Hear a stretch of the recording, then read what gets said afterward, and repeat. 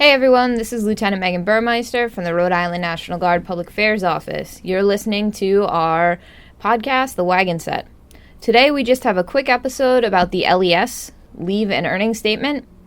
Luckily for us, both the Air Guard and the Army Guard get the same statement, so everything applies to both branches and it'll be really quick and easy to understand. Alright, so in order to get information about your pay, you have to go to mypay.dfas.mil and you're going to log in. You can either use a login ID and password or you can log in with a CAT card. Alright, so once you get in, you're going to see a column that says your Army Reserve Component Pay account, and the very first thing you can select in there is your LES. So you're going to click on it and it's going to come up as this very hard to understand looking form. And what we're going to do is we're going to go through block by block and provide you that information so you know what's important, what you can kind of not pay that much attention to, and what you really need to pay attention to. I just want to take a minute here to tell you guys it's your responsibility to monitor your pay.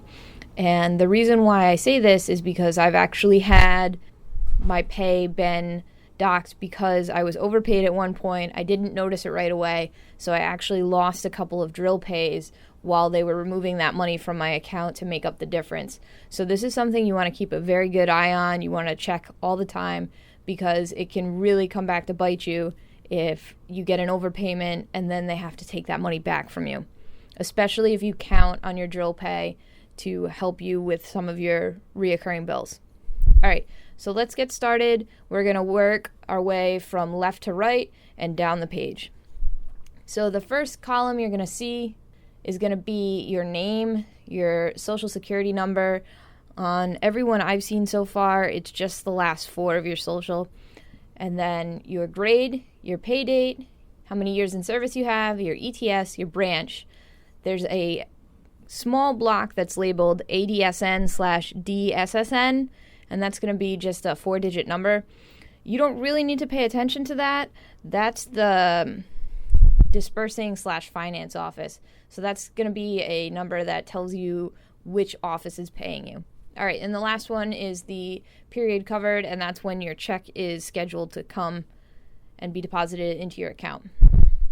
Then you have 3 rows called entitlements, deductions, allotments, and on the far right there's going to be summary. So according to the information I found, National Guard service members should not have anything in the allotments section. There may be special circumstances, but traditionally you're not going to have anything there. All right. First is entitlements, and that's your pay. That's how much you get gross. So all of the money that you're supposed to get paid for that period of time will show up in your entitlements column. Next is your deductions column, and that will be your taxes, any payments you have to make, debt payments you have to make, SGLI, or TSP contributions. So that'll go in that column. And you might want to look at that just to make sure you're getting the proper withdrawal amounts that you selected on your taxes, your TSP, and your insurance contributions. Next is allotments, which should be empty, and all the ones I've seen have been empty. And then into the summary, which is a very simple breakdown of how much money you've earned, how much money is deducted, and your net amount, which is how much money is going into your bank account. Following that, there's a bunch of little blocks. Then they're split into columns called leave, FICA taxes, pay data, traditional plan, Roth plan, contribution totals. So leave is going to be at 0 because for drilling personnel we don't get leave. Federal taxes is next to that on the right, and that's just going to tell you how they come to figure out how much money they're going to take out of your account. FICA taxes is the same thing. State taxes, same thing. Pay data is going to tell you if you have a spouse or you're with or without dependents, that type of information. Most of that is going to be blank because it deals with if you receive a subsidy for your housing, which drilling personnel don't. Following that, traditional plan, Roth plan, and contribution totals, that deals with your TSP contribution, and it keeps a track of how much is going into that TSP. This information tells you which bank your money's going to, when it's being deposited, how much it is, And it also keeps a track.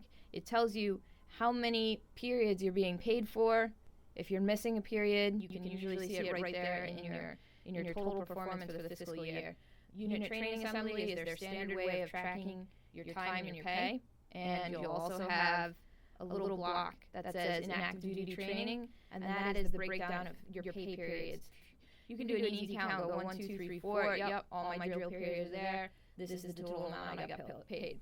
So that's your important information there. It also tells you certain information, like you need to check your home of record, make sure that's up to date for your tax information, and any additional announcements they need. The things that are most important, though, are your unit training assemblies, your inactive duty training, and any additional deductions that shouldn't normally be there. If you have any more questions, please go to mypay.dfast.mil, and it'll give you a visual guide that you can read over and compare to your own LES if listening to just the audio is making you confused. All right, well, that's it for today. Thank you for listening. Please let us know if there's anything you want us to focus on in our next set of podcasts. Thank you.